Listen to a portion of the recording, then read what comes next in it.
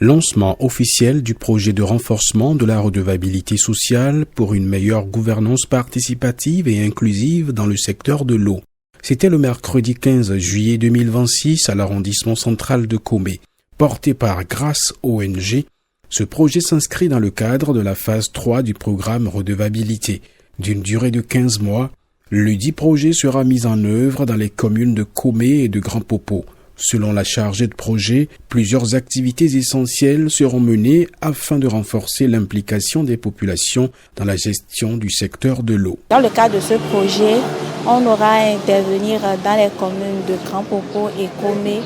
Et comme activité clé qu'on aura à mener dans le cadre de la mise en œuvre de ce projet, nous avons la cérémonie du lancement officiel du projet qui vient d'être faite d'ailleurs. On aura l'organisation de la formation des membres ACEP, CPC, des organisations de la société civile, des organisations de femmes, jeunes, hommes, des personnes vivant avec un handicap et les membres du conseil communal sur le service public qualité redevabilité. Un comité civil de veille citoyenne sur les installations d'eau sera mis en place dans les communes d'intervention du projet.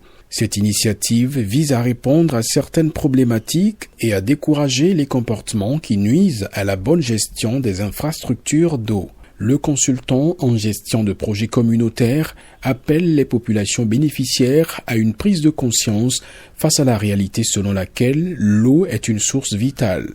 Nous devons tous prendre conscience, intellectuelle ou non, quel que soit notre degré de responsabilité, vous savez que l'eau est une source vitale. Vous avez vu le corps humain. La partie d'eau qui compose le corps humain est plus importante que tous les autres organes. Et l'eau aujourd'hui est une source où, si vous n'avez pas assez, un jour, 2 jours, vous ne buvez pas l'eau, mais vous ne pouvez plus vivre.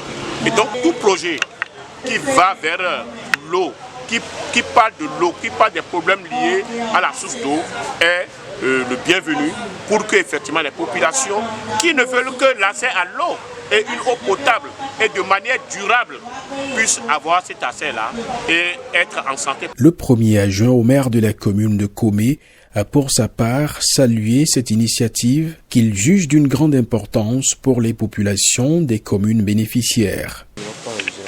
Au Bénin, de façon générale et dans le monde, nous avons la chance, la nature nous a pourvu d'eau en abondance. Mais nous remarquons malheureusement qu'une bonne partie de nos populations, malgré ce don naturel que la nature nous a offert, souffrent véritablement à accéder à l'eau potable.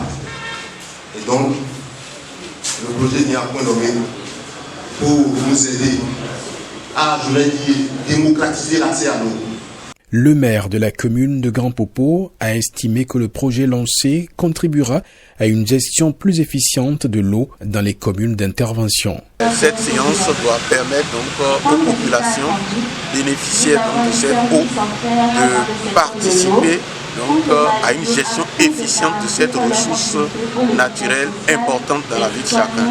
C'est aux populations de dire, de s'exprimer sur comment la gestion est faite par les responsables communaux, les responsables des structures, les ONG et autres qui gèrent donc ce secteur-là avec nous. Et nous aurons ainsi des résolutions fermes pour pouvoir améliorer donc la gestion de cette ressource naturelle importante pour chacun de nous. Sélectionné à la suite d'un appel à projet lancé dans le cadre du Fonds de soutien aux initiatives de redevabilité FOSIR, Grâce ONG bénéficie ainsi d'un appui destiné à soutenir les porteurs de projets engagés dans la promotion de la redevabilité dans plusieurs secteurs. Le chef de l'équipe de l'unité de gestion du programme redevabilité phase 3 a rappelé aux différentes parties prenantes leurs responsabilités dans la réussite du projet. Mes conseils sont à 3 niveaux. Le premier niveau, c'est à l'ONG, y compris l'équipe de mise en œuvre du projet. Beaucoup de professionnalisme, beaucoup d'éthique, beaucoup de déontologie et beaucoup d'engagement et de détermination. Le deuxième niveau, c'est pour les parties prenantes, c'est-à-dire les autorités locales, les autorités administratives au niveau local. Et ces autorités, nous les appelons les porteurs de responsabilité. À leur niveau, c'est pour qu'ils puissent avoir plus de détermination, plus d'engagement.